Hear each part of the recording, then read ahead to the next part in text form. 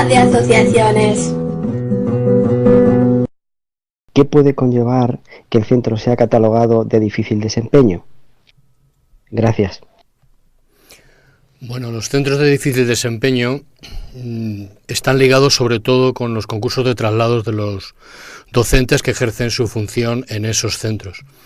Hace ni un mes ha salido otra vez la publicación anual en la que aparece el tema de los concursos de traslados y la Consejería de Educación ha vuelto a incluir como anexos el listado de los centros que están así catalogados.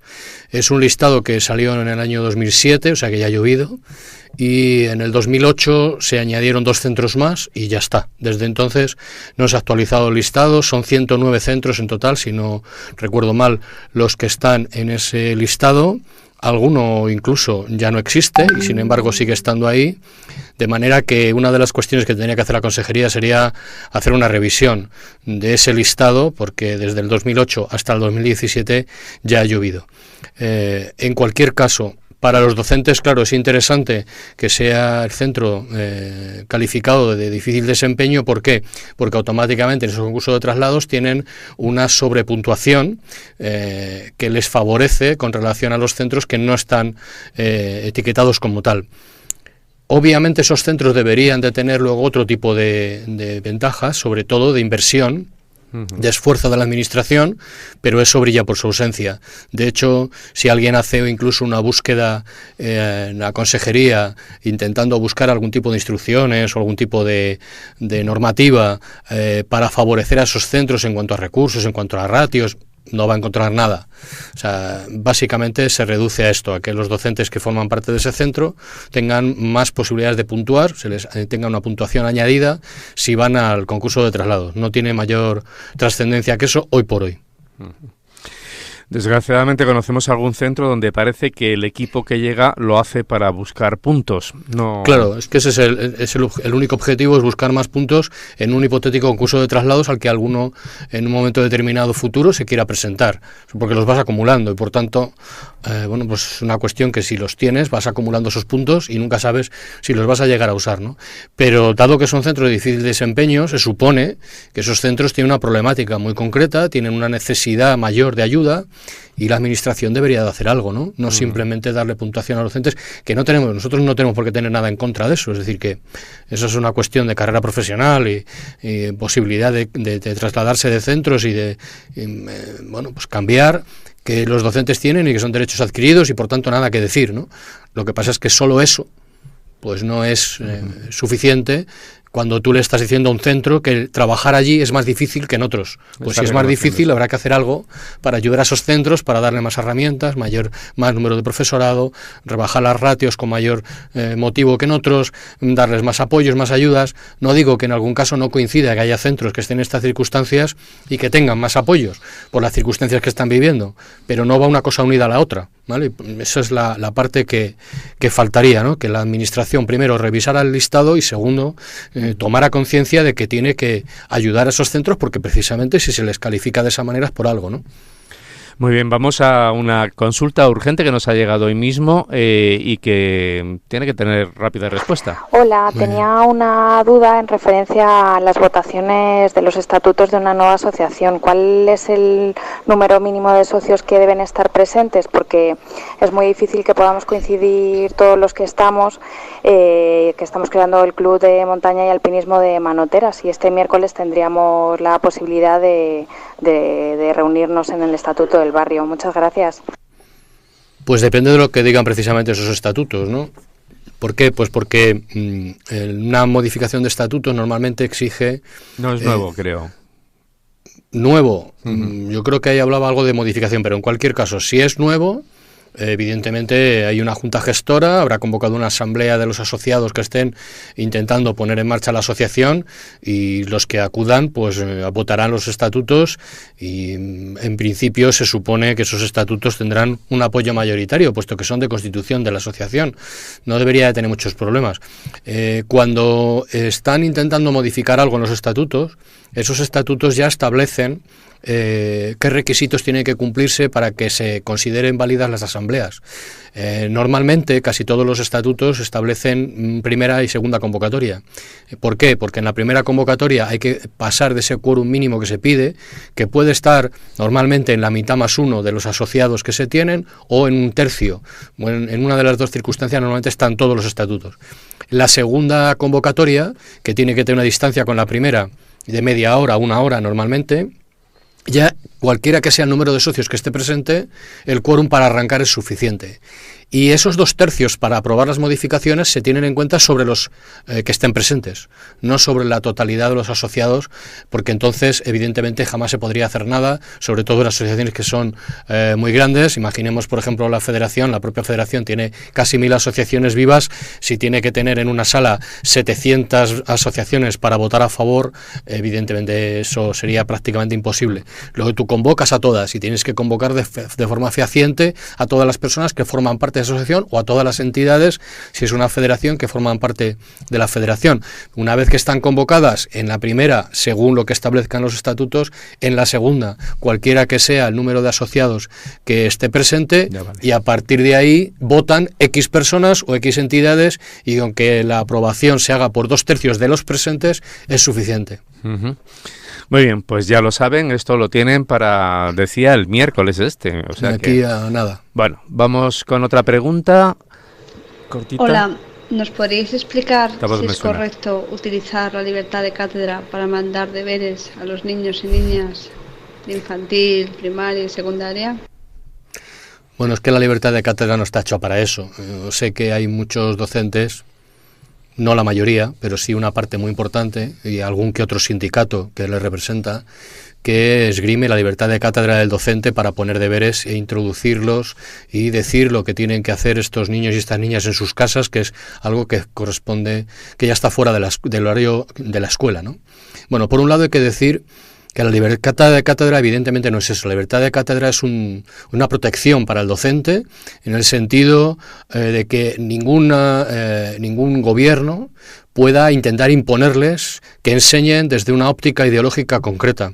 Y para eso es para lo que existe la libertad de cátedra. Ese es el enfoque, es la garantía que tiene el alumno de que su docente va a darle clase en función de lo que considere más adecuado para el grupo al que está dando esa clase, no para siguiendo las directrices ideológicas del gobierno de turno. Si no existiera esta libertad de cátedra, entonces estaría supeditado a las directrices del gobernante que en ese momento estuviera. Y luego es evidente que los deberes y la libertad de cátedra no casan. ¿Por qué? Porque los deberes son algo que se manda para casa, y la libertad de cátedra se ejerce en la función docente en el aula, en el centro educativo, no en la casa de los demás. O sea, por tanto, es un argumento que no tiene sentido que se esgrima, pero se utiliza habitualmente. ¿Por qué? Porque se intenta ligar con la libertad que tiene el docente para decir si hay que hacer ejercicios de repaso y enviárselos y mandárselos al alumno, y por tanto el alumno que esté obligado a hacer ese tipo de deberes. Ya, pero entramos en un terreno que no le corresponde al docente, que es el terreno familiar. En el terreno familiar no manda el docente, sino que manda la familia, porque es su ámbito privado. Y el alumno y la alumna termina su jornada lectiva en el centro educativo y tiene derecho al ocio, tiene derecho al esparcimiento, a marcarse sus ritmos, a marcarse sus tiempos, a hacer las actividades que quiera, sean curriculares, formales, no formales, informales, pero sin ningún tipo de presión, de forma voluntaria y por puro placer, que es como se debería siempre de aprender, por puro placer. El problema es que hemos ido a una escuela que no solamente no potencia el aprendizaje por placer y con motivación, sino que potencia el aburrimiento y el alejamiento de la escuela, ¿no? Y así nos va. En el fondo, muchos de los alumnos que se nos caen por esa sobrepresión que supone el no abandonar nunca lo escolar. Porque no es solamente la tarde, sino los fines de semana, las vacaciones. Es decir, hemos entrado en una espiral frenética que no nos conduce a nada. Desde luego se pueden argumentar, siempre encontraremos personas que puedan poner argumentos encima de la mesa para hacer tareas en casa, y desde luego muchos que defendemos que no deberían de existir pero la libertad de cátedra es un argumento que se utiliza de forma perversa y desde luego que dice muy poco de quien lo esgrime, porque la libertad de cátedra debe ser defendida de otra manera muy distinta y no como se está defendiendo. Desde luego ligarla con los deberes es minusvalorar lo que significa la libertad de cátedra e incluso yo diría que faltar el respeto a quienes defendieron que ese derecho pudiera estar presente y lo defendieron incluso algunos con su vida, ¿no? Uh-huh. Bueno, pues ahí está la respuesta. Vamos a la última pregunta de hoy, ¿vale? Venga, vamos allá. Vamos a escucharla. ¿Cuántas reuniones de padres son prescriptivas que haga el tutor a lo largo del curso? Bueno, pues en principio tiene que hacer un mínimo de 3 globales y una de ellas, al menos, de forma individualizada. Es verdad que la primera de inicio de curso sí que se suele dar. Normalmente no se hace en el mes de septiembre, luego ya no es inicio de curso, pero en cualquier caso sí está dentro del primer trimestre. También hay que entender que los primeros días en los centros son frenéticos y por tanto, pues si esto no es algo absolutamente urgente por alguna razón, puede perfectamente esperar y hacerse en las fechas en las que normalmente se están haciendo, que suele estar en el mes de octubre, en algún caso se va a noviembre, pero es menos habitual.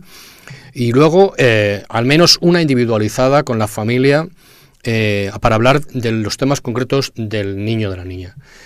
La otra cuestión que hay que tener en cuenta es que los docentes piensan que la segunda y la tercera reunión de tutoría grupal no son tan interesantes como la primera. ¿Por qué? Pues porque en la primera ellos lo que tratan es de lanzar las consignas básicas de cómo quieren que los padres y madres enfrentemos el curso escolar, nos vienen a decir aquello de tienen que dedicar un tiempo en casa, según van creciendo le van poniendo más horas, cuando llegamos a bachillerato nos dicen que un mínimo de 4 o 5 horas diarias en casa y por tanto esto ya nos lleva a lo que hemos denunciado siempre, que estamos haciendo los jóvenes de nuestro país, están llegando a hacer jornadas de 60, 65 e incluso más horas a la semana, cuando estamos todos luchando para bajar de las 40 horas y desde luego en educación los docentes ya lo consiguieron hace muchísimos años.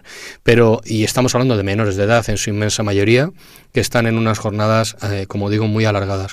Lo que está claro es que estas tutorías deberían de estar también presentes para decir luego a mitad de curso y a final de curso, por un lado, cómo está yendo el curso y cuáles son las deficiencias que está encontrando el docente o las dificultades que está encontrando, y a final de curso para hacer un repaso de cómo ha ido todo y ver si se han cumplido los objetivos que se marcaron al inicio. Claro, como de todas maneras estamos muy acostumbrados todos a no rendir cuentas de lo sucedido, pues es obvio que en la mayoría de los centros las últimas no se suelen hacer con demasiada alegría. En muchos casos ni tan siquiera se llegan a hacer. Pero también es verdad, por otro lado, que el docente tiene pocas horas para hacer tutorías, cada vez se le han quitado más, en secundaria ya son pues casi como una rara avis, y lo que sí es cierto es que se necesitan esas horas y nosotros pedimos que haya más. Que el tiempo para la tutoría individual quita mucho al tiempo necesario o libre que debería tener el docente para llegar a la tutoría grupal. Y por tanto, pues al final el tiempo es finito y el docente tiene que elegir. Es decir, que muchas veces, desde luego no se hace con maldad, sino porque no hay más tiempo para hacer las cosas y hay que priorizar. Y se prioriza insistir más en las individuales que en las colectivas, pero deberíamos de reformular estos tiempos para que los docentes tengan realmente capacidad de poder realizar esta función docente bien.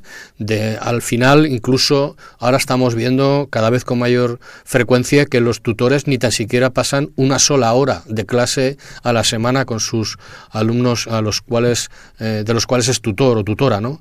Y esto ya es el no va más, porque al final esa función tutora se limita básicamente a hablar con los docentes, hacerte una composición de lugar de cómo van las cosas y luego intentar cuadrar todo para explicarle a los padres o madres de esos chicos o chicas de los cuales es tutor o tutora cómo se piensa que van las cosas, pero sin conocer a los chavales porque no pasan ni una sola hora con ellos, ¿no? Y esto es algo que no debería de existir nunca, pero que cada vez se encuentra con más facilidad. Bueno, el tema de la tutoría es una de las asignaturas pendientes en nuestro país, algo que tenemos que reformular profundamente y que desde luego, bueno, incluso la inspección debería también de intentar vigilar con mayor ímpetu, porque en esos planes de inspección tampoco se les hace especial hincapié en que vean si las tutorías se están realizando en las fechas y con la frecuencia que está marcada, pero seguramente la norma debería de cambiar para que la inspección también actuara e intentara influir en que esos espacios aparecieran. ¿Qué es lo que ocurre? Pues lo mismo, en la inspección también son pocas personas, para muchos centros demasiada burocracia, no llegan y también tienen que priorizar, entonces acabamos priorizando todos y el que sale perjudicado es el alumno o la alumna, que casi nunca le priorizamos otras cosas.